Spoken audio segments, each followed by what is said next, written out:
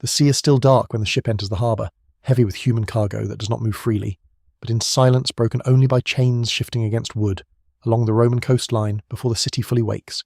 Labour already begins to organise itself around this arrival. Dock workers prepare ropes, officials wait with wax tablets, and merchants stand at a distance, watching as if they are observing goods rather than lives. The ship does not announce itself with banners or triumph. It arrives the way so many things arrive in Rome's expanding world, quietly, routinely, and with the weight of something that has already become normal. Before we go deeper, take a moment to like the video and subscribe, if this is the kind of history and mystery you enjoy. What unfolds in Rome is not built in a single moment of cruelty, nor is it the invention of one ruler or one war. It grows like a structure built layer upon layer, each conquest adding another tier, each victory leaving behind more bodies than the battlefield can hold. By the time Rome becomes a dominant power in the Mediterranean, slavery is no longer an accessory to society. It is embedded within it, shaping households, agriculture, mining, education, and even the rhythm of urban life itself. Yet to understand how this system takes root, it is necessary to step backward into the earlier fabric of Rome, when it was still a developing republic surrounded by rival tribes and competing cities. In its earliest phases, slavery exists but not yet at the scale that later defines it. It is tied closely to war, debt, and survival, and the line between captive and citizen is not yet as absolute as it will become. Some scholars still debate exactly how rapidly this transformation occurred. Because the surviving records are fragmented and often written long after the fact, shaped by the perspective of elites who benefited from the system they describe. What becomes clear, however, is that Rome's growth and its reliance on enslaved labour develop together. As Rome expands across the Italian peninsula, it encounters communities that are absorbed, displaced, or destroyed. Captives taken in these early conflicts are among the first to form the foundation of a system that will eventually span continents. At first, the numbers remain relatively contained, integrated into households or small-scale agricultural work. But even here, the pattern begins to emerge. War produces people without freedom, and those people become part of the economic structure that fuels further war. As Rome transitions from a regional power into a Mediterranean empire, the scale shifts dramatically. Each campaign in Gaul, Greece, North Africa, and later the Eastern Kingdoms does not simply bring territory. It brings human beings in staggering numbers. Entire populations can be displaced after a single siege. Cities that resist Roman legions often find themselves emptied of their inhabitants, who are then redistributed through networks of sale and labour. The Roman economy begins to rely on this predictable rhythm of conquest and conversion of people into property. In the ports and cities of the empire, this reality is visible in ways that later generations sometimes struggle to fully comprehend. Slaves are not hidden in the margins of society. They are everywhere. They serve in kitchens, manage accounts, tutor children, work in fields stretching beyond the horizon, and descend into mines where sunlight does not reach. Their presence is so integrated into daily life that it becomes, for many Romans, indistinguishable from the structure of civilization itself. The early development of this system is not always recorded in a single coherent narrative. Instead, it appears through legal texts, scattered accounts, and archaeological evidence that together suggest a society steadily recalibrating itself around controlled human labour. The evidence remains incomplete, and historians often reconstruct the scale of early slavery through indirect indicators rather than explicit records. What survives, however, points to a consistent pattern as Rome grows. So does its dependence on enslaved populations. This dependence begins to reshape not only the economy, but also the moral landscape of Roman thought. Even in its early Republican period, there are voices that attempt to define boundaries around treatment, ownership, and duty. Yet these discussions never seriously challenge the existence of slavery itself. Instead, they focus on managing it, regulating it, and ensuring it functions in a way that supports stability. The idea that an entire civilization could exist without it is rarely, if ever, entertained in surviving sources. As Rome's power solidifies, slavery becomes less a consequence of war and more a permanent condition of empire. The transformation is gradual but irreversible. The city that once struggled for survival among rival neighbours now stands at the centre of a system that draws people inward from every direction, converting them into labour that sustains monumental construction, vast estates, and the daily life of an expanding population. And somewhere in this transformation, the human cost begins to fade from public perception, not because it disappears, but because it becomes routine. What once might have been shocking becomes expected. What once required justification becomes assumption. The system does not announce itself as extraordinary. It becomes part of the background structure of the world. The harbour ship that arrived in silence is only one small fragment of this larger machine, but it reflects its essence with unsettling clarity: arrival, sorting, ownership, and integration into a society that no longer distinguishes clearly between prosperity and extraction. From this point forward, Rome's story and the story of its enslaved population cannot be separated. One grows only because the other is continuously absorbed into it. The legions move before the news of them arrives. By the time a frontier village hears rumours of Roman advance, the outcome has often already been decided somewhere further back along the campaign route. Smoke on the horizon becomes a familiar signal across the expanding edges of the Republic and later the Empire, and with each plume, another population is absorbed into a system that transforms defeat into human displacement on a massive scale. In these moments, slavery is not an afterthought of war, it is part of its structure, as predictable as the distribution of land or the erection of camps.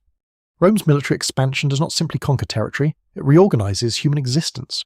When a city falls, the immediate aftermath is rarely recorded in detail by those who survive it, but scattered accounts, inscriptions, and later historical summaries suggest a repeating pattern. Surrender negotiations fail or are rejected, resistance collapses, and what follows is not just occupation but systematic removal of populations. The strongest are often separated first, chosen for labour or transport, while others are redistributed according to need, demand, and market value across the growing Mediterranean economy.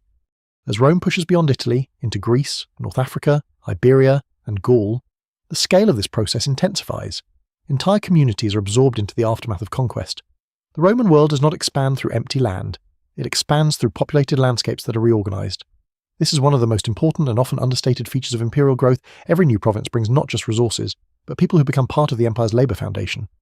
Military campaigns are structured in ways that unintentionally, or sometimes deliberately, support this flow. Siege warfare in particular creates conditions where populations are concentrated, trapped, and then taken en masse. Ancient sources occasionally describe tens of thousands of captives taken after a single victory, though such figures are often debated by modern historians who suspect exaggeration, even if the numbers are reduced. The underlying reality remains consistent across multiple accounts, or regularly produces large-scale enslavement. The Roman army itself is not always directly responsible for managing this human transfer. Instead, a network of intermediaries emerges around the legions. Merchants, negotiators, and opportunists follow military campaigns closely, knowing that each victory creates economic opportunity. These individuals form part of an informal but highly efficient system that connects battlefield outcomes to markets across the Mediterranean. What begins as conquest quickly becomes logistics. Captured populations are moved along routes that mirror Roman supply lines. Roads built for troop movement now also carry human cargo toward ports and urban centres. From there, ships transport them to markets where demand is highest. Rome does not centralise this process in a single institution. Instead, it allows a distributed network of buyers, sellers, and officials to maintain it, which makes the system both flexible and difficult to fully reconstruct in historical detail. The Mediterranean itself becomes the artery of this transformation. Coastal cities in Italy, Greece, and North Africa function as redistribution hubs where captives are sorted according to age, skill, and perceived value. A literate individual might be redirected toward domestic service or administration. A physically strong captive might be sent to agricultural estates or mines. Children are absorbed into households where they are raised within Roman environments, often losing any remaining connection to their origins over time. It is important to understand that this system does not operate in secrecy. It is visible, regulated, and deeply integrated into Roman economic life. Inscriptions mention slave sales. Legal texts outline ownership rights. Contracts record transactions involving human property with the same administrative precision used for livestock or land. The normalization of this language reflects a society in which slavery is not an exception, but a standard category of economic organization. Yet even within this structure, there are tensions and inconsistencies. Some captives are ransomed back to their communities, especially in earlier periods or in politically sensitive conflicts. Others escape during transport or in the chaos following battle. Piracy also plays a role in certain regions, particularly before Roman naval dominance is fully established, adding another layer of unpredictability to the system. Scholars still debate how centralized or fragmented these networks truly were, since much of the evidence is indirect and filtered through later Roman administrative records. What becomes clear, however, is that Rome's expansion and its reliance on enslaved labor reinforce each other in a continuous cycle. Each conquest fuels demand. Each demand encourages further conquest. The military does not exist separately from this process. It is one of its primary engines, even if individual soldiers may not always perceive the full economic consequences of their campaigns. As the Republic transitions into empire, this cycle becomes even more stable. Large-scale conquests under generals like Julius Caesar and later emperors produced some of the largest known influxes of enslaved populations in antiquity. Gaul alone is often described in ancient accounts as yielding hundreds of thousands of captives, though again, exact numbers remain uncertain. What matters is not precision, but scale, and the consistent pattern of mass displacement following Roman victory. Over time, this system reshapes Rome itself. The city is no longer simply a political centre. It becomes a receiving point for the human consequences of its own expansion. Every triumphal procession that winds through its streets is not only a display of military power but also a visible reminder of populations absorbed into its structure. Behind the celebrations, behind the spoils and displays of wealth, lies a quieter reality, the steady conversion of conquest into labour. And as this cycle continues, it becomes harder to distinguish where war ends and economy begins. The boundaries blur, not through conspiracy or design, but through repetition. What starts as extraordinary becomes routine. What begins as disruption becomes infrastructure, and within that transformation, millions of lives are carried forward into a system that treats movement, loss, and ownership as part of the same enduring process. Long before the Roman Empire begins to feel like a single unified system, the machinery that feeds it is already operating like a network stretched across water and coastlines. It does not begin in one place, nor does it rely on one method. Instead, it grows from overlapping channels of capture, coercion, and exchange, forming a human supply chain that mirrors Rome's expanding economic reach. By the time it becomes fully developed, it is less a system of isolated incidents and more a continuous flow of people moving through predictable routes. In the early Republic, one of the most common sources of enslavement is warfare, but it is not the only one. Debt plays a significant role in shaping who falls into bondage, particularly in earlier Roman society. Individuals who cannot repay obligations may find themselves bound to service, sometimes within their own communities, sometimes transferred elsewhere. Over time, legal reforms reduce the formal role of debt slavery within Rome itself. But the broader Mediterranean world continues to produce similar conditions in different forms. Piracy also becomes a major force in the human supply chain, especially in regions where Roman naval control is still developing. The waters of the Mediterranean Sea function as both highway and hunting ground. Coastal villages, isolated travellers, and poorly defended ships can be intercepted, their passengers taken and redirected into markets far from their origin. Before Rome establishes firm control over these waters, piracy is not a marginal phenomenon, it is a structured economy in itself, feeding directly into larger systems of demand. As Rome expands, it gradually suppresses many of these independent networks, not by eliminating them entirely, but by absorbing them. The Mediterranean Sea increasingly becomes a Roman-controlled corridor, and with that control comes standardization. Routes become more predictable, ports become more regulated. The movement of enslaved people becomes less chaotic and more systematized, even if the underlying violence remains unchanged. One of the most important hubs in this emerging network is the island of Delos in the Aegean Sea. In its peak period, Delos becomes infamous in ancient accounts for its massive slave market, where thousands of individuals may be traded in a single day during periods of high demand. Merchants from across the Mediterranean converge there, taking advantage of its status as a free port under Roman influence. The scale described in ancient sources is striking, though modern scholars debate the exact figures due to the lack of surviving records. Even so, Delos stands as a symbolic and practical centre of the trade, where human lives are processed with startling efficiency. What makes these networks particularly effective is their decentralization. There is no single authority controlling every transaction. Instead, a web of intermediaries connects capture points to markets. Local brokers purchase or collect captives.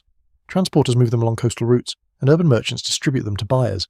Each step in the chain is compartmentalized, which means no single participant necessarily sees the entire system. This fragmentation helps sustain the trade over centuries, even as political regimes change. Within Rome itself, enslaved individuals arrive through multiple channels simultaneously. Some are the result of recent military campaigns. Others come from long-established trade routes that extend deep into the provinces. Still others are transferred from one household to another as part of inheritance, debt repayment, or economic restructuring. The city becomes not just a destination but a convergence point where different streams of human movement intersect. The organisation of this supply chain is visible in legal texts and commercial records, though never in a fully unified description. Roman law treats enslaved individuals as property, which allows them to be bought, sold, rented, and inherited. This legal framework provides stability to the system, ensuring that ownership remains transferable across distances and generations. Yet the law itself does not fully describe the lived reality of how people move through it. That reality is shaped by countless informal arrangements, negotiations, and local practices that rarely survive in written form. In provincial regions, especially in areas like Gaul and parts of North Africa, local economies begin to adapt to Roman demand. Captives from internal conflicts, raids, or punitive expeditions are fed into broader markets. The boundaries between war capture and commercial trade become increasingly blurred. A raid might begin as a political conflict but end as a commercial transaction once captives are handed over to intermediaries. In this way, violence and commerce become structurally linked. Transport is one of the most overlooked but essential parts of this system. Moving large numbers of people across land and sea requires coordination, resources, and timing. Ships are adapted for bulk transport, with holds repurposed to carry human cargo under conditions that prioritize capacity over safety or comfort. Overland routes follow Roman roads, which provide efficiency, but also expose captives to long periods of exhaustion and uncertainty. Mortality during transport is not always recorded, but it is understood to be a persistent feature of the system. Despite the scale and regularity of this trade, it does not operate without disruption. Escapes occur during transit. Some groups resist capture before reaching markets. In certain coastal regions, local populations attempt to counteract raids or recover captives before they are moved inland. These acts of resistance are rarely recorded in detail, but their repeated appearance in scattered references suggests that the system was never entirely stable, even at its height. What emerges from this network is not just a method of acquiring labour, but a geography of displacement. Entire regions become associated with the production of captives, while others become known for consumption. Wealthy urban centres demand labour for households and construction. Rural estates require agricultural workers. Mines demand physically resilient labourers regardless of background. The supply chain adapts continuously to these demands, reshaping itself as political and economic conditions shift. Over time, the existence of this system becomes so normalised that it is rarely questioned in surviving Roman commentary. Instead, discussions focus on efficiency, management, and control. The moral dimension, while not entirely absent, is often secondary to practical concerns.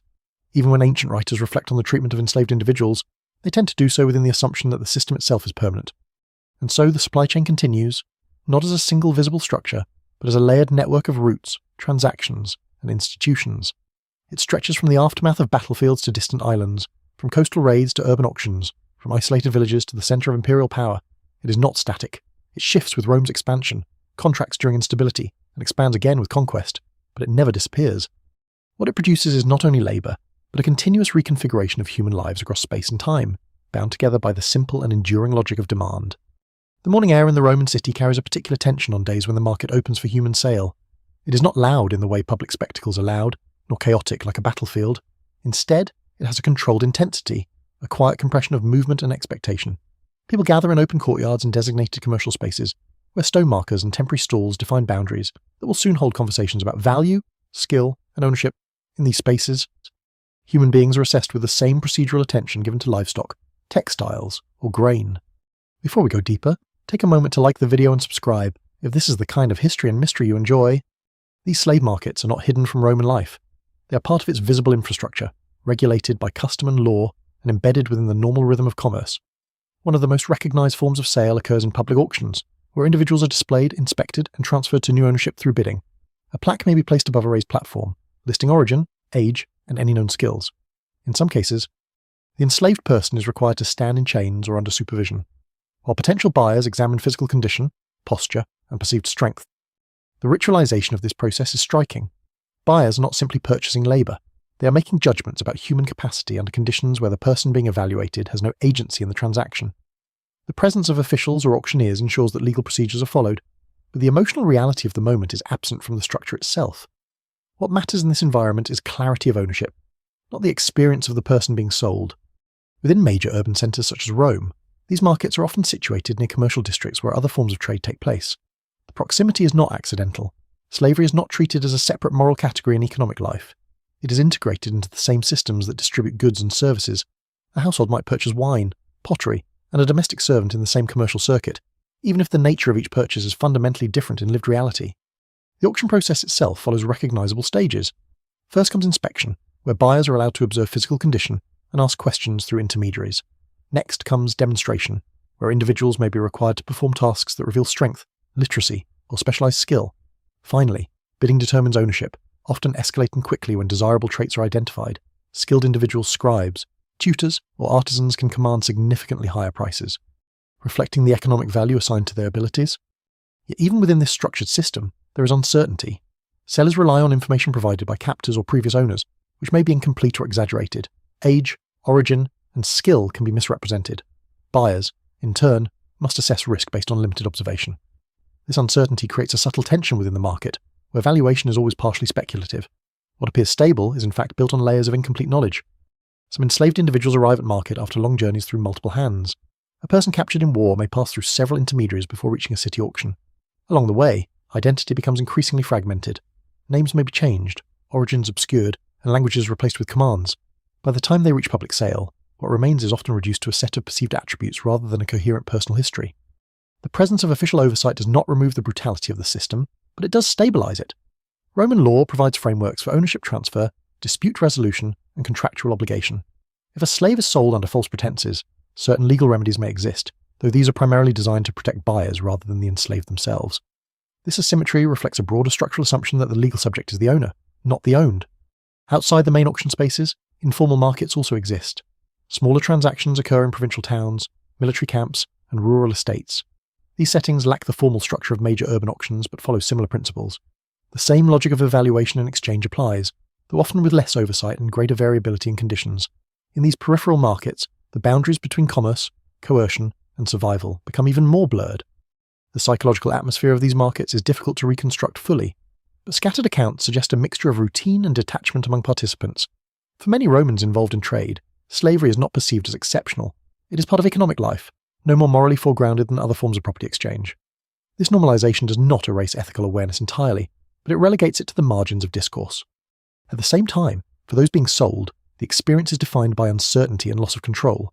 Movement from one owner to another often means relocation, separation from familiar environments, and adaptation to new forms of labour.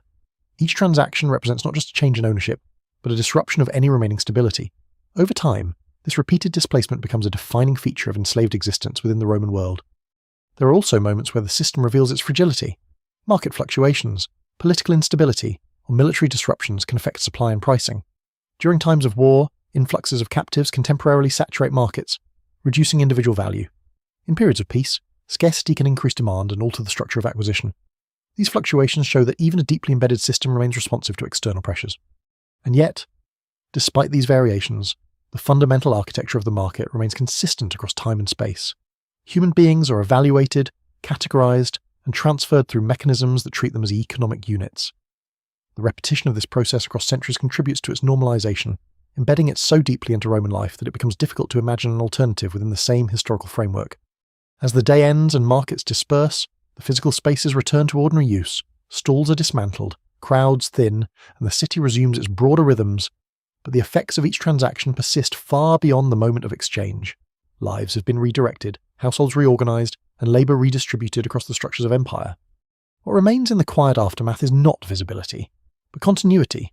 The market closes, but the system it represents does not.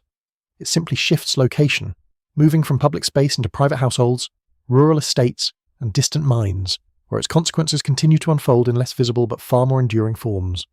Stone corridors in Roman cities do not echo equally for everyone. In the grand houses of the elite, footsteps are carefully managed by enslaved attendants who move through familiar routes so silently that the building itself seems to breathe without disturbance. At dawn, lamps are already lit in kitchens below ground level. Water is drawn from storage jars, and the household begins to wake through a network of labour that remains largely invisible to those who benefit from it. Within these domestic spaces, slavery is not distant or abstract. It is intimate, continuous, and woven into the architecture of daily life. Before we go deeper, take a moment to like the video and subscribe, if this is the kind of history and mystery you enjoy. In the urban world of Rome, domestic slavery forms one of the most pervasive yet least publicly discussed aspects of society. Unlike the dramatic scenes of conquest or the visibility of the market, household slavery operates in private spaces where records are sparse and experiences are rarely documented in detail. What survives comes mostly from legal texts, household manuals, inscriptions, and occasional literary references written by members of the elite class. These sources provide structure, but not full emotional reality, leaving historians to reconstruct much of the lived experience indirectly. Within a single household, enslaved individuals can occupy highly specialized roles. Some manage finances and correspondence, acting as scribes or secretaries. Others are responsible for cooking, cleaning, childcare, or maintenance of property. In wealthier homes, entire hierarchies of domestic servants exist, with clear divisions of responsibility and status among the enslaved themselves. This internal stratification creates a system where power is not only exercised by masters over slaves, but also distributed unevenly among the enslaved population. The complexity of these roles reflects the sophistication of Roman domestic life, but it also reveals the depth of dependency. Elite households are not self-sustaining units. They function through continuous labour provided by people who have no autonomy over their time or movement. Even intellectual and administrative tasks, which may appear less physically demanding, are still part of a structure in which personal freedom is absent. The household becomes a microcosm of the broader imperial system, scaled down into private architecture. Some enslaved individuals are born into households, inheriting their status from parents who are already enslaved. Others are acquired through markets or gifted between elite families as part of social and political relationships. Still others arrive through debt arrangements or legal penalties. This diversity of origin creates a population with varied backgrounds, languages, and skills, all converging into a single domestic environment, where adaptation becomes necessary for survival. The relationships between enslaved individuals and their owners are not uniform. In some cases, proximity leads to trust, familiarity, or even delegated authority. In others, it produces strict control and emotional distance. Roman household culture allows for a range of interactions, but always within the framework of ownership. Even when enslaved individuals occupy positions of responsibility or education, their status remains legally fixed, and that underlying structure defines all interactions. One of the most notable features of domestic slavery is the degree to which enslaved individuals participate in the intellectual and cultural life of elite households. Tutors, often enslaved or formerly enslaved themselves, are responsible for educating children in language, literature, and rhetoric. This means that some of the most influential figures in shaping Roman thought are individuals who themselves exist outside the category of legal personhood. The paradox is embedded in the system itself and rarely questioned in contemporary sources. At the same time, and domestic slavery is also a site of constant vulnerability. The private nature of household life means that abuse is less visible and more difficult to document. Legal protections exist in theory, but enforcement is inconsistent, and social norms prioritise household authority. As a result, the boundaries between labour, dependency, and coercion become fluid, shaped largely by the disposition of individual owners rather than standardised oversight. In rural context, similar domestic arrangements exist, though often on larger and more dispersed estates. Villas and agricultural compounds rely on enslaved labour not only for production, but also for maintenance of domestic order. The separation between household and fieldwork is less distinct in these environments, yet the principle remains the same. A structured hierarchy of controlled labour sustains both private comfort and economic output. Occasionally, inscriptions and personal records hint at more complex emotional dynamics within households. Freed individuals sometimes dedicate monuments to former owners, suggesting bonds that go beyond simple economic exchange. However, these cases must be interpreted carefully, as they may reflect exceptional circumstances rather than the norm. Scholars still debate how widespread such relationships were, and whether they indicate affection, obligation, or social convention. What is clear is that domestic slavery creates a form of dependency that is both deeply personal and structurally enforced. The enslaved individual is constantly present within the most intimate spaces of Roman life, yet remains legally and socially separated from the family unit they serve. This contradiction defines the domestic sphere more than any single law or practice. Over time, the presence of enslaved labour becomes so integrated into household expectations that it shapes how Roman elites understand comfort, status, and even identity. A household without enslaved attendants is not merely less wealthy, it is perceived as incomplete, lacking the structural foundation that defines elite living. This perception reinforces the system across generations, embedding it not only in economy, but in cultural expectation. And so, within the quiet interiors of Roman houses, far from the noise of conquest or the spectacle of markets, another layer of the system continues to operate. It is quieter, more continuous, and in many ways more enduring, because it is built not only on force, but on habit, structure, and the slow normalization of dependence. Beyond the polished marble of Roman cities, the landscape shifts into something harsher, wider, and far less forgiving. Roads stretch into agricultural hinterlands where villas and estates dominate the horizon, like small kingdoms of their own. These are the latifundia, vast rural properties designed not for subsistence, but for scale. Grain, olives, wine, and livestock flow from them toward the cities, feeding an empire whose appetite seems to expand with its borders. And beneath this agricultural abundance lies a workforce that rarely appears in celebratory accounts of Roman prosperity. Before we go deeper, take a moment to like the video and subscribe, if this is the kind of history and mystery you enjoy. On these estates, enslaved labour is not hidden behind household walls or dispersed through urban anonymity. It is concentrated, organised, and visibly structural. Large groups of enslaved individuals work under supervision across fields that can extend beyond the line of sight. Their labour defines the rhythm of the land itself, planting, harvesting, pressing, storing, and transporting. The estate functions as a self-contained production system, and human labour is its central engine. In the world of Rome, this rural system becomes one of the primary sources of agricultural wealth. Elite landowners accumulate estates through conquest, political favour, and economic consolidation. Over time, smaller farms are absorbed into larger units, creating landscapes dominated by a few powerful families whose influence stretches across regions. Transformation is gradual but profound, reshaping rural society into a hierarchy anchored in land ownership and enforced labour. Enslaved workers on these estates come from many origins. Some are war captives recently taken from distant campaigns. Others have been transferred from urban markets or inherited through household estates. A portion may have been born into slavery within the estate itself, never experiencing life outside its boundaries. This diversity of origin is unified by a single condition: total dependence on the structure of the estate for survival. Daily life on a latifundium is defined by repetition and endurance. Work begins before sunrise and continues until light fades.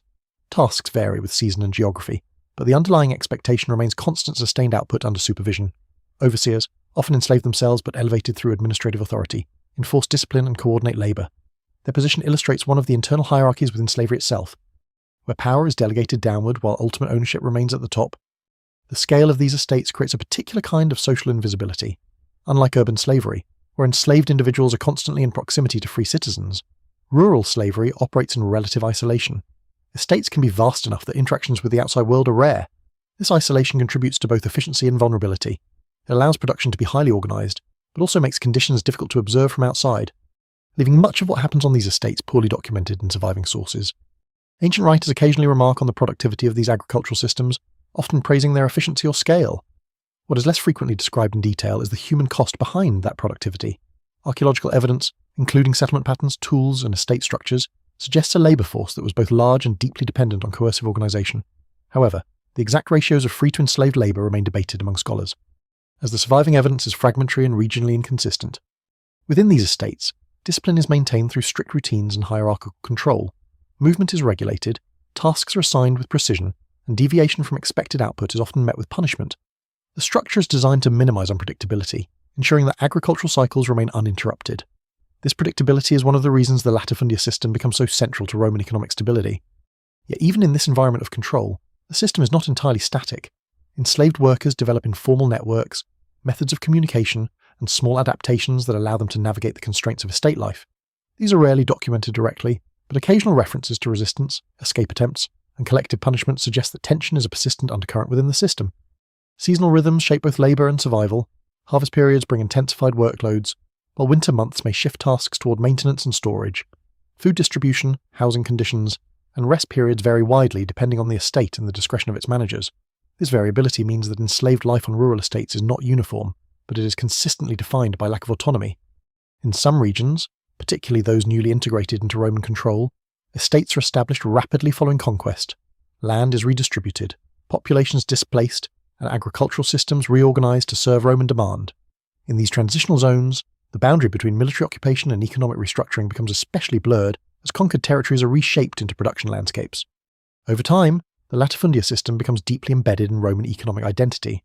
Grain from these estates feeds urban populations, wine and oil circulate through trade networks, and surplus production supports both military campaigns and public infrastructure.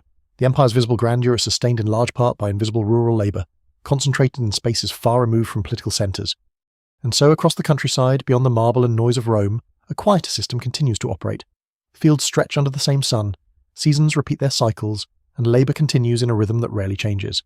It is here, in this expansive rural world, that the scale of Roman power becomes tangible not in monuments, but in the sheer organisation of human efforts spread across land that seems endless. The entrance to the mines is not marked by architecture, but by absence. Trees thin out, soil becomes rough and unstable, and the landscape begins to look as if it has been slowly hollowed from within. Smoke drifts from stone vents, and narrow openings in the earth lead downward into passages that disappear from daylight almost immediately. What happens beneath these surfaces forms one of the most feared destinations in the Roman world. A place where labour is no longer measured in productivity alone, but in survival itself.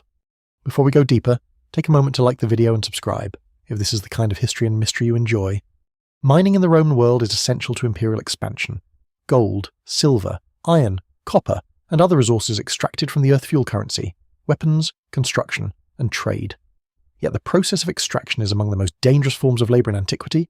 Enslaved individuals assigned to mines are often placed in conditions that drastically shorten life expectancy. Ancient sources describe these environments with a sense of dread, though rarely with detailed statistical precision, leaving modern understanding dependent on fragmented accounts and archaeological evidence. Within the world of Rome, mining regions are often located far from the urban centres that benefit from their output. Provinces such as Iberia and parts of the Balkans are particularly associated with large-scale extraction. These sites are not peripheral in economic importance, even if they are geographically distant from political authority. Instead, they function as critical nodes in the empire's resource system, supplying the raw materials that sustain military and civic infrastructure. The conditions in these mines are shaped by both physical geography and deliberate organisation. Many operations involve deep shafts and narrow tunnels, where ventilation is poor and lighting is minimal. Workers descend into confined spaces where rock must be broken by hand, often under constant supervision.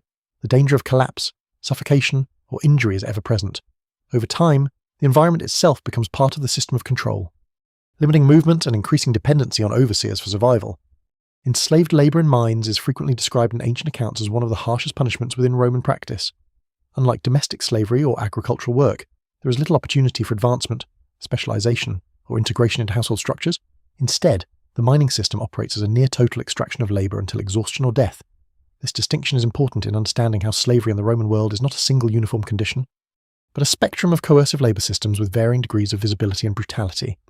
The workforce in these mines often includes individuals assigned there as a form of punishment, in addition to those captured through warfare or trade.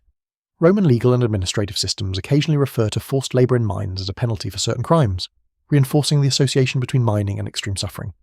Combination of penal labour and economic extraction creates a system where productivity and punishment overlap in the same physical space. Archaeological findings from mining regions reveal traces of infrastructure designed for both efficiency and control. Tools, remnants of wooden supports, and drainage systems indicate a highly organised operation, even under dangerous conditions. Yet these same sites also show evidence of repeated structural failure and rapid replacement of materials, suggesting a constant cycle of degradation and repair driven by relentless use. The psychological impact of mining labour is difficult to reconstruct. but scattered references suggest extreme isolation and despair. Unlike agricultural estates or urban households, mines offer little variation in environment or routine. The absence of natural light, combined with long hours of repetitive physical exertion, creates conditions that are both physically and mentally exhausting. Over time, this environment becomes a closed system where escape is nearly impossible once inside. Mortality rates in mining operations are believed to have been exceptionally high, though precise figures remain uncertain. Scholars still debate the scale of turnover in these labour forces, since surviving records are indirect and often filtered through administrative or literary perspectives. What is clear, however, is that mining represents one of the most unsustainable forms of labour organisation in the Roman world, maintained only through constant influx of new enslaved individuals. Transport into and out of mining regions is tightly controlled. Routes leading to mines are often guarded or monitored, reducing opportunities for escape. Those who attempt to flee face both geographic obstacles and human surveillance. In some cases, punishment for escape attempts is severe, reinforcing the perception of mines as spaces of irreversible assignment. Despite the brutality of these conditions, mining remains indispensable to Roman economic and military power. The metals extracted here circulate through every layer of imperial life. Coins minted from mined silver pass through markets. Soldiers wield weapons forged from mined iron, and public buildings rely on structural materials derived from extracted stone and metal. The prosperity visible in Rome's cities is inseparable from the hidden extraction taking place underground. Occasionally, ancient writers allude to mining regions with a tone of moral discomfort, but rarely with systemic critique. The focus tends to remain on productivity, conquest, or administrative control, rather than the human cost embedded within the system. This reflects a broader pattern in Roman literature, where the structures enabling empire are often described in practical rather than ethical terms. And so beneath the surface of the earth, far from the visibility of markets, households, and estates, another layer of the Roman system continues its work. It is darker, more confined, and less visible in historical memory, yet no less central to the functioning of the empire. What rises from these depths is not only metal and stone, but the material foundation of a civilization built across conquest, extraction, and relentless demand. Roman law does not hesitate when it defines what a slave is. It does not describe a person in transition, nor a temporary condition shaped by circumstance. It defines a category with clarity that leaves little room for ambiguity. A slave is property, a living asset under the control of another. In the legal imagination of the Roman world, this definition is not presented as unusual or controversial. It is simply structural, embedded into the foundations of how society organises itself. Before we go deeper, take a moment to like the video and subscribe, if this is the kind of history and mystery you enjoy. Within the legal system of Rome, enslaved individuals occupy a paradoxical position. They are human in physical form, capable of speech, labour, thought, and emotion, yet legally classified as objects of ownership. This distinction shapes nearly every aspect of their existence, from movement and labour assignment to punishment and transfer. The law does not primarily concern itself with their rights, but with the rights of those who own them. Roman jurists developed detailed frameworks governing ownership, liability, and transfer. These legal structures allow slaves to be bought, sold, inherited, or leased with remarkable flexibility. A household may transfer ownership through debt settlement, a will may distribute enslaved individuals alongside land and goods, and contracts may specify the conditions of labour with precise legal language. The system is designed for continuity, ensuring that ownership remains stable even as individual circumstances change. One of the most significant aspects of Roman law is its emphasis on the authority of the dominus, the legal master. This authority extends over the body and labour of the enslaved individual, though it is not entirely without theoretical limits. Certain laws and customs occasionally address excessive cruelty or procedural boundaries, but these restrictions are primarily concerned with maintaining order, rather than protecting the enslaved as independent persons. Legal texts also acknowledge that enslaved individuals can perform actions on behalf of their owners. They may manage businesses, conduct transactions, or oversee property, but any legal capacity they exercise is ultimately derived from their owner's authority. This creates a layered system in which enslaved individuals act as extensions of legal persons, rather than persons themselves. Despite the apparent rigidity of this structure, Roman law also reveals moments of ambiguity. Enslaved individuals sometimes accumulate wealth, either through informal arrangements or delegated responsibilities. This wealth, known in later legal terminology as peculium, is technically controlled by the owner but can function as a form of semi-independent economic space. In some cases, it becomes a pathway toward manumission, the formal process of granting freedom. Manumission itself is an important legal mechanism within Roman society. It allows enslaved individuals to be released from ownership and become freed persons. Though not fully equivalent to those born free, freed persons often retain obligations to their former owners, now patrons, creating a continuing relationship of dependency. This transition illustrates how Roman law does not simply divide society into free and enslaved, but creates gradations of status that persist across legal categories. However, manumission is not universal or guaranteed. It depends on the will of the owner, economic conditions, and social considerations. Some enslaved individuals are freed after long service, while others remain in bondage for their entire lives. The unpredictability of this process contributes to the psychological complexity of slavery in the Roman world, where legal possibility of change exists alongside structural permanence. Roman legal thought also reflects broader philosophical tensions within elite society.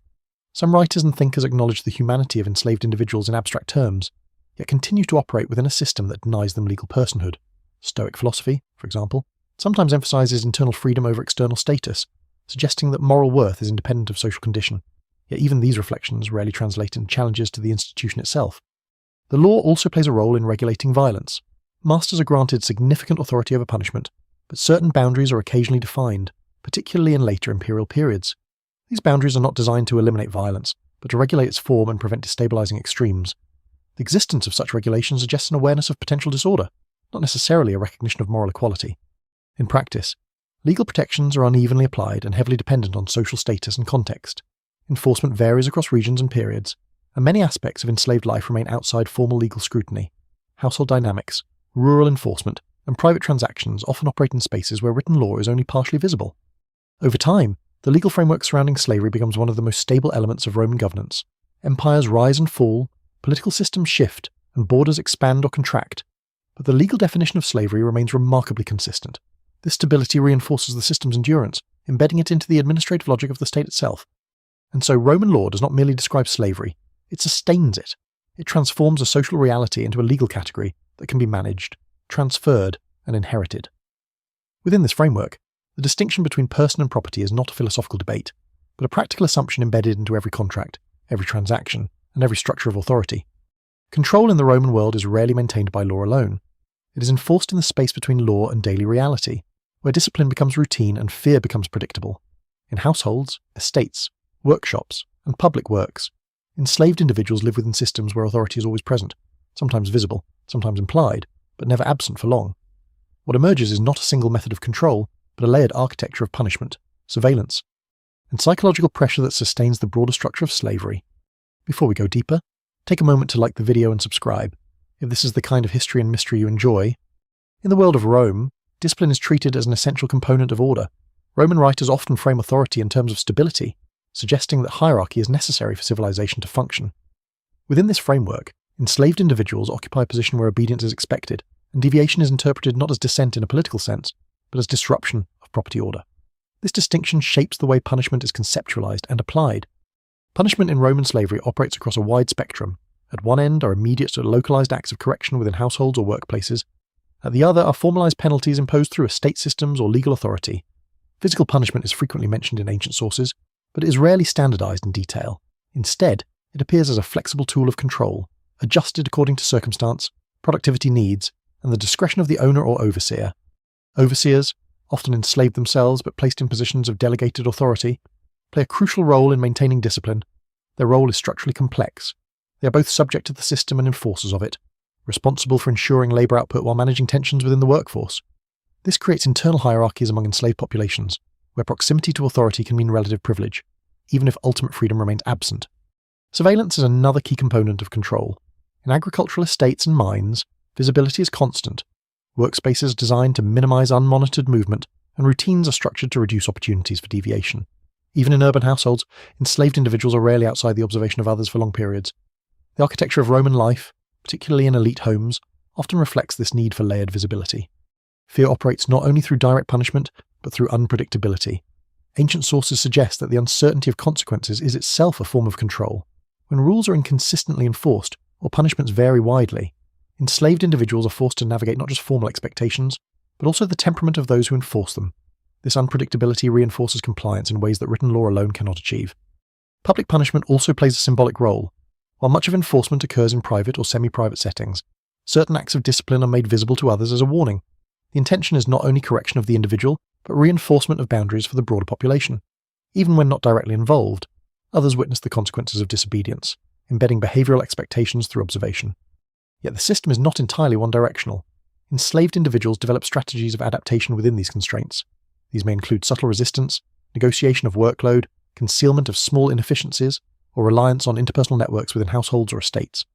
These behaviours are rarely recorded in detail, but their existence is inferred from repeated references to discipline and control in Roman texts, which suggest ongoing friction within the system. Psychological pressure is reinforced by the instability of status. Unlike many free members of Roman society, enslaved individuals exist in a condition where identity can change abruptly through sale, transfer, or punishment. This constant possibility of displacement creates a form of structural uncertainty that shapes behaviour as much as direct coercion does. Even moments of relative stability are temporary within this framework. Violence, while central to the system, is not the only mechanism of control. Reward and incentive also play a role, particularly in skilled labour or domestic service. Trust, responsibility, and delegated authority can be granted selectively, creating divisions within enslaved populations. These divisions reduce collective cohesion and reinforce dependence on the existing structure. Roman philosophical and literary sources occasionally reflect awareness of this system, but typically without proposing alternatives. Instead, they often focus on moderation of behaviour rather than elimination of hierarchy. The result is a cultural environment where control is acknowledged, refined, and justified, rather than fundamentally questioned. Over time, the repeated application of these methods creates a stable but deeply imbalanced system. Discipline becomes embedded not only in enforcement mechanisms but in expectation. The architecture of control extends beyond physical punishment into habit, routine, and social conditioning, making the system resilient even in the absence of constant direct intervention. And so within the Roman world, slavery is maintained not by a single force, but by an interconnected network of discipline, observation, and uncertainty. It is a system that operates continuously, shaping behaviour through both presence and absence, through what is seen and what is always implied just beyond sight. The roar of the amphitheatre is not the sound of chaos, but of structure. Every shout follows rules, every movement is directed toward a centre where life and death are turned into performance. Sand covers the floor, soaking up what remains after each encounter, and above it, thousands of eyes gather in layered seating that reflects the hierarchy of Roman society itself. In this space, enslaved individuals are sometimes transformed into figures of spectacle. Their lives reshaped into entertainment for an empire that has learned to watch suffering as ritual. Before we go deeper, take a moment to like the video and subscribe, if this is the kind of history and mystery you enjoy. In the world of Rome, public spectacle is not separate from political life. It is part of it. Amphitheatres serve as spaces where power is displayed, social order is reinforced, and collective identity is performed. Within this framework, gladiatorial combat becomes one of the most visible and symbolically charged forms of entertainment, and enslaved individuals are among those most frequently drawn into its structure. Not all gladiators are enslaved, but a significant portion are. Some are condemned criminals, others prisoners of war, and others trained specifically for combat within gladiatorial schools. These schools function as both training grounds and holding institutions, where individuals are prepared for arenas that may offer survival but rarely promise freedom. The distinction between fighter and slave is not always clear, but the underlying condition of constrained autonomy remains consistent. Training in gladiatorial schools is rigorous and highly organised, combat styles are specialised, and individuals are trained to perform within specific roles that correspond to weapons, armour, and fighting techniques. Despite the brutality of the arena, the system itself is structured with precision, emphasising repetition, discipline, and controlled risk. The goal is not random violence, but staged conflict that maintains audience engagement while preserving economic and logistical sustainability. The economic dimension of gladiatorial combat is often overlooked. Fighters represent investment, and their training requires resources. Owners and trainers calculate risk in terms of potential return, whether through victory, popularity, or survival. In this sense, the arena operates not only as a spectacle of violence but also as a managed system of human capital under extreme conditions. Enslaved gladiators occupy a particularly precarious position within this system. Their survival depends on performance, but their performance is constrained by rules that are designed to ensure both spectacle and audience expectation. Victory does not always guarantee freedom, though in some cases exceptional performance may lead to manumission, often symbolised by ceremonial gestures such as the granting of a rudis, a wooden sword representing release from combat duty. The audience itself is diverse, reflecting Roman society across class divisions. Seating arrangements reinforce hierarchy, with elites positioned closer to the action and lower status viewers placed further away. Yet all are unified in the act of observation. The arena becomes a space where social order is both displayed and temporarily suspended, as individuals from different strata witness the same controlled violence. The emotional atmosphere of the arena is complex. Ancient sources suggest a mixture of excitement, tension, and ritualized expectation. Violence is not incidental. It is structured into a form that is predictable enough to be understood, yet uncertain enough to remain engaging, and this balance between control and unpredictability is central to the function of the spectacle. Beyond gladiators, other forms of arena entertainment also involve enslaved individuals. Public executions, beast hunts, and staged performances sometimes incorporate condemned persons or captives. These events reinforce the boundaries between life, death, and authority, turning punishment into a public demonstration of state power. Yet even within this highly controlled environment, unpredictability persists. Accidents occur, fighters resist, and outcomes sometimes deviate from expectation. These moments, though rare, remind audiences that beneath the structure of performance lies genuine risk.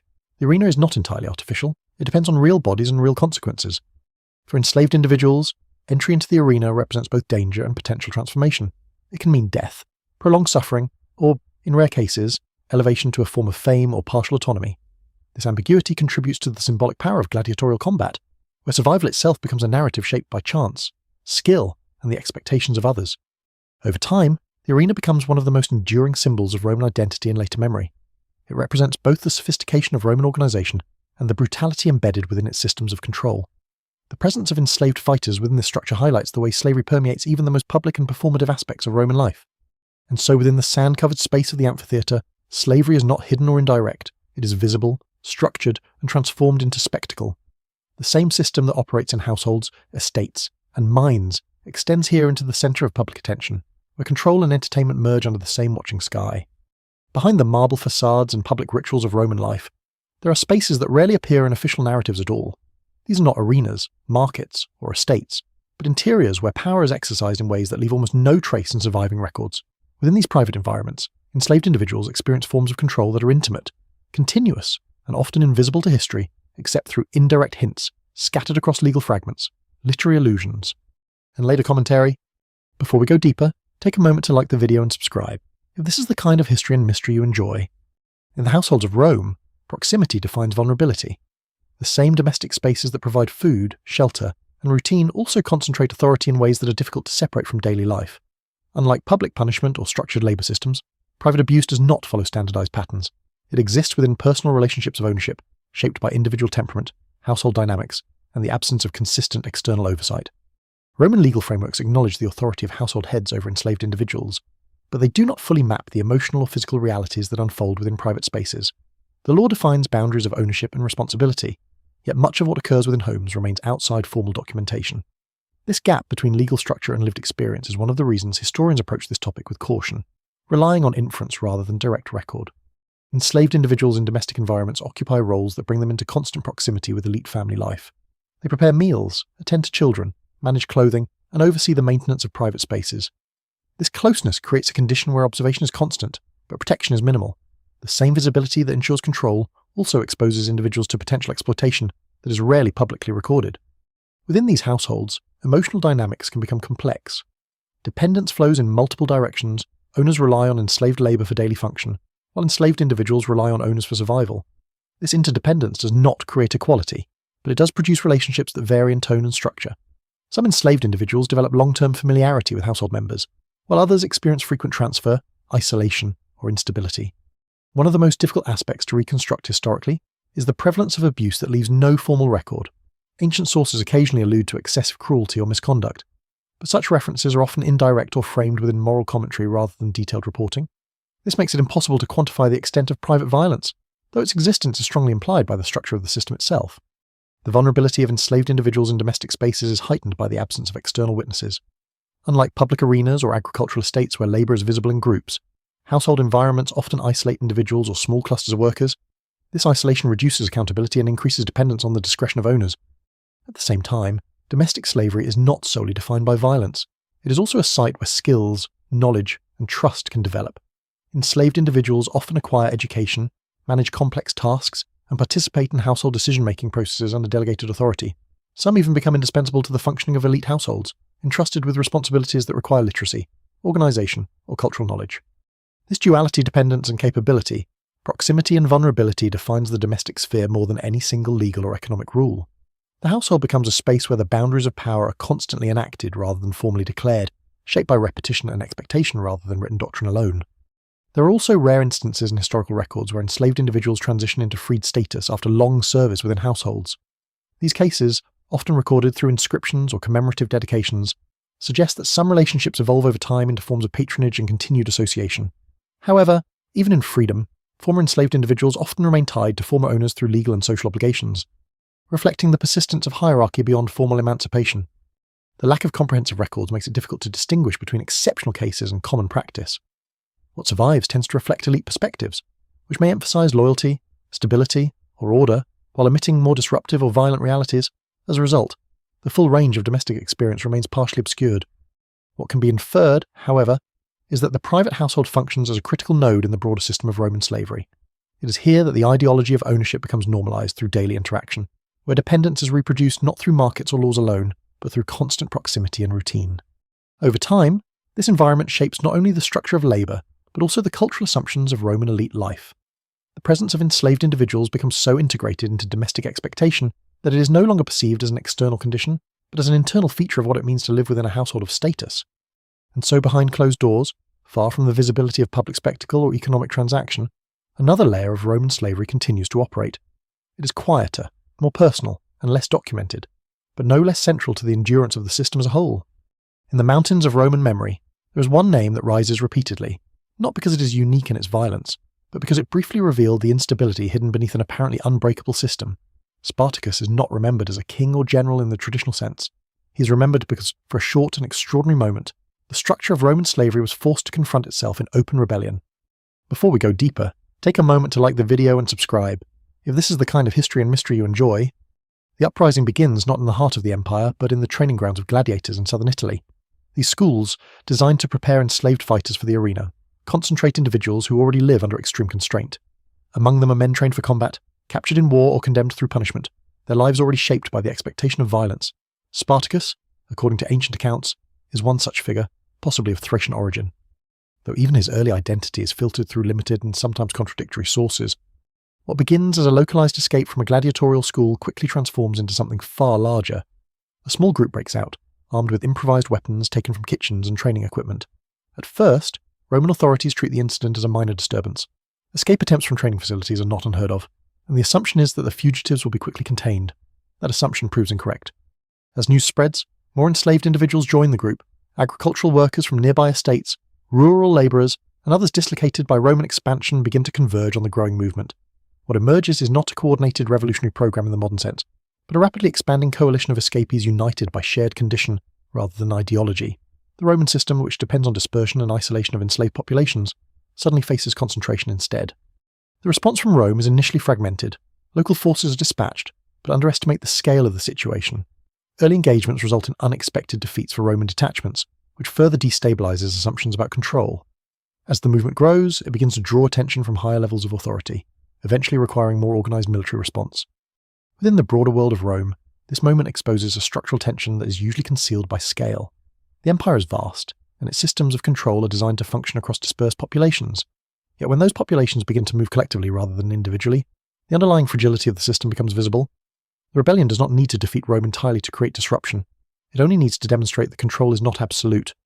The movement associated with Spartacus grows over time into a large force, though estimates of its size vary widely across ancient sources. Some accounts suggest tens of thousands of participants, while modern historians debate the accuracy of these figures due to exaggeration and rhetorical framing in Roman writing. What remains consistent across accounts is that the scale of the uprising is significant enough to threaten regional stability and require sustained military campaigns to suppress. Roman commanders eventually reorganize their response under more disciplined leadership. Forces are concentrated, strategies are adjusted, and the rebellion is gradually pushed into containment.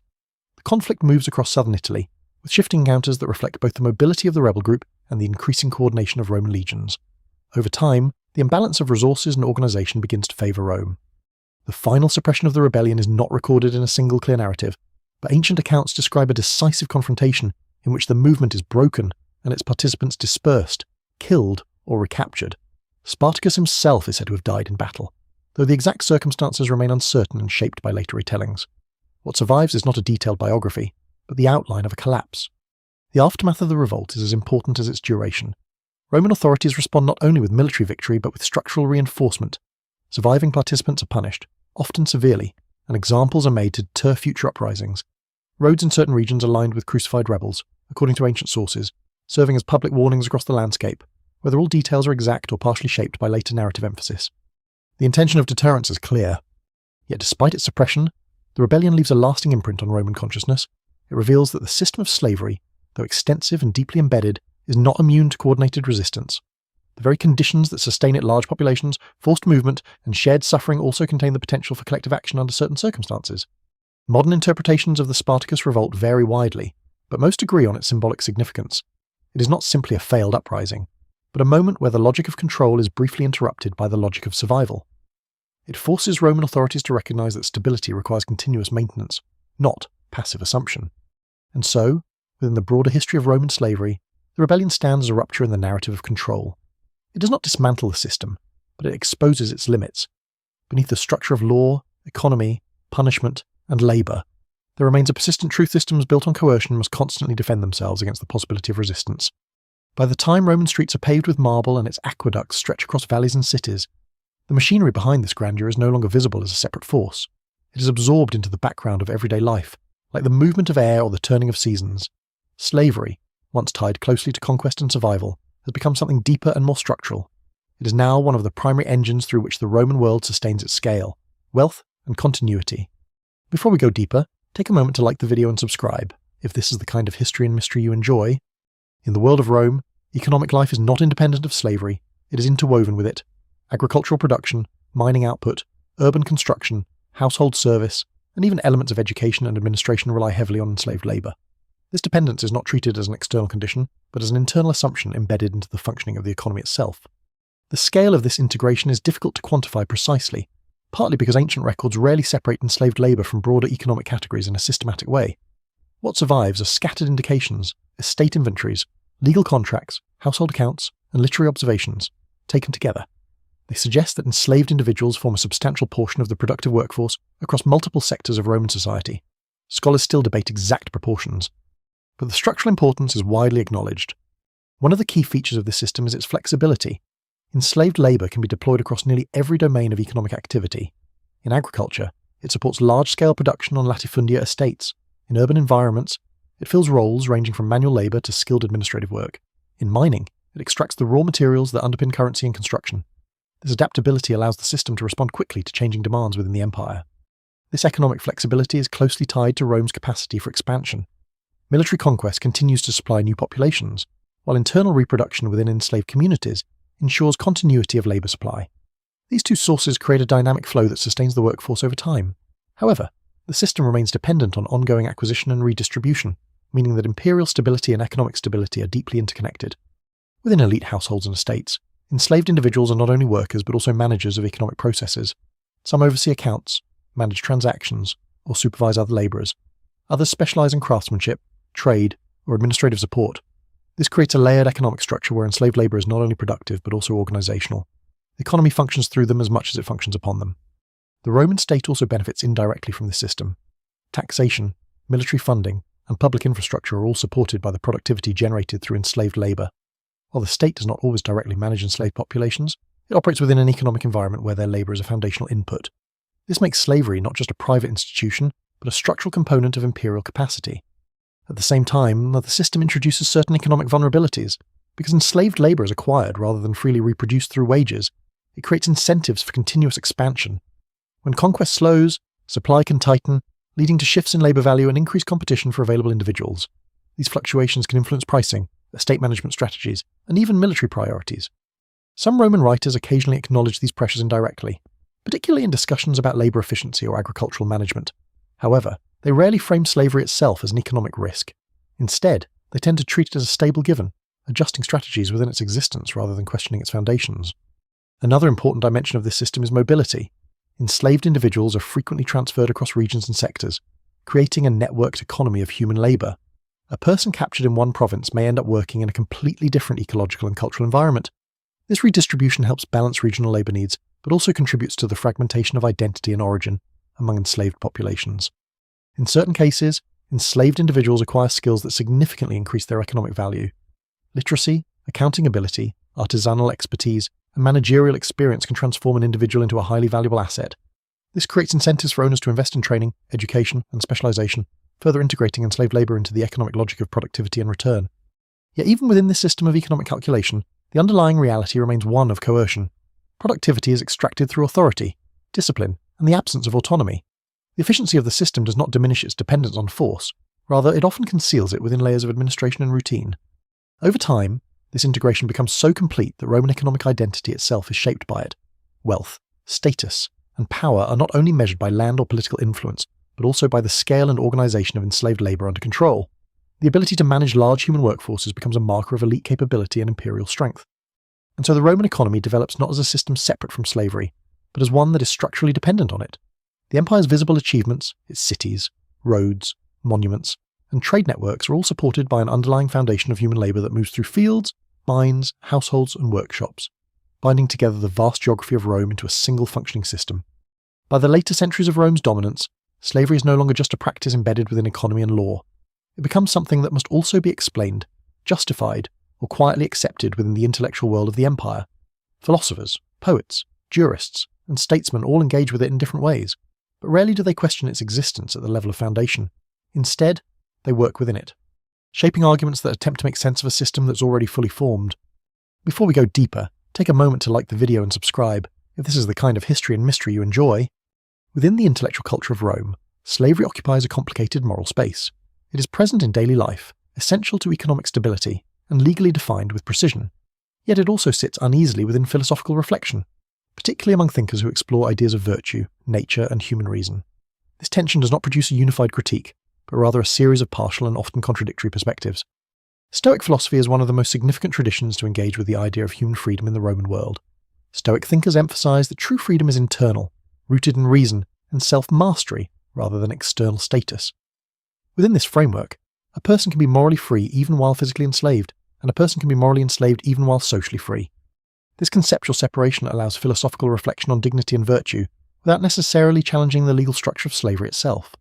At the same time, Roman legal scholars continue to refine the administrative structure of slavery. Juristic texts analyze ownership, transfer, inheritance, and liability with increasing sophistication.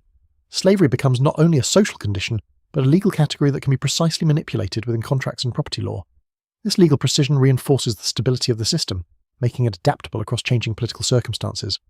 Poets and literary writers sometimes approach slavery obliquely, using it as metaphor, background, or narrative context. In these works, enslaved individuals may appear as characters with voice and personality, yet their presence often serves the development of broader themes rather than a direct critique of the institution. Literature reflects the normalization of slavery within cultural imagination, where it is present but rarely positioned as the central moral problem. Occasionally, more critical tones emerge, especially in discussions of excess, cruelty, or the instability of fortune. Some writers reflect on the fragility of status, noting that roles of master and slave can shift unexpectedly through war, economic change, or political upheaval. These reflections hint at a shared humanity beneath social division, but they typically stop short of proposing structural change. Religious and moral thought in the Roman world also engages with the existence of slavery, though often in ways that emphasize ethical behavior within existing hierarchies, rather than their abolition. Ideas of compassion, moderation, and duty are sometimes extended toward enslaved individuals, but always within the assumption that the system itself remains intact. Moral concern is directed more toward conduct than structure. This intellectual landscape creates a kind of dual awareness. On one level, slavery is recognized as a pervasive and defining feature of Roman society. On another, it is continually reframed through philosophy, law, and literature in ways that render it conceptually manageable. The result is not denial, but integration and attempt to fit a vast system of human coercion into frameworks of reason, order, and meaning. Within elite households and political life, this integration shapes perception itself. The presence of enslaved individuals becomes so embedded in daily existence that it is often treated as a natural extension of social hierarchy. Questions about treatment or moderation may arise, but questions about abolition are largely absent from surviving mainstream discourse. This absence is significant. It does not necessarily indicate unanimous approval, but it does suggest the limits of imagination within the dominant intellectual traditions of the time. The system is understood, analysed, and occasionally critiqued in its details, but rarely challenged at its foundation. It is assumed to be part of the structure of civilization rather than a feature open to replacement. At the same time, philosophical reflection on freedom introduces a subtle contradiction. If freedom is defined internally, then external conditions become less central to moral evaluation. Yet the lived reality of slavery makes this abstraction difficult to fully reconcile. The tension between conceptual freedom and physical constraint remains unresolved in many Roman intellectual traditions. Over time, this coexistence of critique and acceptance contributes to the durability of the system. By embedding slavery within legal precision and philosophical interpretation, Roman society develops a framework in which it can be discussed without being fundamentally destabilized. It becomes both visible and normalized, both analyzed and preserved. And so in the intellectual world of Rome, slavery is not absent from thought. It is present everywhere, shaped by law, reflected in literature, and interpreted through philosophy, but it exists within boundaries that rarely extend to its structural transformation. It is understood, but not undone, examined, but not replaced. By the final centuries of Rome's long arc, slavery is no longer something that can be isolated within a single institution or explained through a single cause. It has spread into every layer of imperial structure law, economy, household life, military logistics, agriculture, mining, education, and culture. What began as an outcome of war and expansion has become a permanent condition embedded in how the Roman world understands itself. Before we go deeper, take a moment to like the video and subscribe, if this is the kind of history and mystery you enjoy. Within the world of Rome, the persistence of slavery is tied not only to conquest but to continuity. Even as political structures shift, emperors rise and fall, and administrative reforms reshape governance, the underlying framework of coerced labour remains remarkably stable. This stability is not the result of a single decision, but of centuries of accumulated dependency, where every layer of society has been built with enslaved labour already assumed. As the empire expands and later begins to experience internal pressures, the system does not collapse in a single moment. Instead, it persists through adaptation. Supply patterns change as conquest slows, legal structures evolve to manage shifting populations, economic reliance adjusts to regional differences. In some areas, enslaved labour remains dominant. In others, forms of dependent labour begin to blend with evolving social arrangements. The system becomes more complex, but not absent. What survives in the historical record suggests that slavery in late antiquity is not identical to its earlier republican or early imperial forms. It transforms in response to political instability, economic decentralization, and changing labour demands. Yet even in transformation, the core principle of ownership over human labour does not disappear entirely. It continues to shape production, hierarchy, and daily life in varying degrees across regions. Archaeological and textual evidence from later periods indicates gradual shifts in how labour is organised, but these shifts are uneven and difficult to generalise. Some regions maintain larger states and traditional structures, while others rely more heavily on tenant farming or mixed forms of dependency. Scholars still debate how rapidly these changes occurred and how much continuity remained beneath surface-level transformation. What becomes clear, however, is that the legacy of slavery is not confined to antiquity alone. It leaves enduring traces in legal traditions, economic practices, and cultural memory.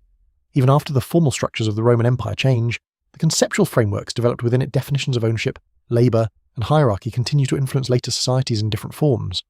The psychological imprint of the system is harder to trace but equally significant. Generations of normalised dependency shape how authority, labour, and social order are imagined. The idea that large-scale systems of production require hierarchical control does not disappear with political transition. It persists in adapted forms, carried forward through institutions that evolve rather than reset. And yet, within this long continuity, individual lives remain largely unrecorded. The vast majority of enslaved individuals in the Roman world leave no direct narrative behind. They appear in fragments, inscriptions, legal disputes, archaeological remains, scattered references in literature, but the full texture of their experience is irretrievable. What survives is the structure, not the interior life. This absence is itself part of the historical weight of the system. A civilization capable of monumental architecture, expansive law, and complex administration leaves behind detailed records of power, but only partial echoes of those who sustained it. The imbalance between documentation and lived experience shapes how the past is understood, and how slavery is reconstructed in modern interpretation. In the end, the story of Roman slavery is not a single narrative with a clear resolution. It is a long accumulation of systems, practices, and assumptions that extend across centuries and geography. It is built through conquest, maintained through law, normalised through daily life, and justified through intellectual frameworks. It is also experienced in countless individual lives that move through these structures without full preservation in the historical record. The final image is not a collapse or a sudden ending, but continuity fading into transformation. Fields remain cultivated, cities continue to function, and the machinery of empire adapts to changing conditions. But the foundational role of coerced labour, once so central and visible in its many forms, begins to shift into new configurations as history moves forward. What remains is not a single endpoint, but a lingering presence in the foundations of later societies, the reminder that systems of power are rarely dismantled cleanly, and that their echoes often persist long after their original forms have changed.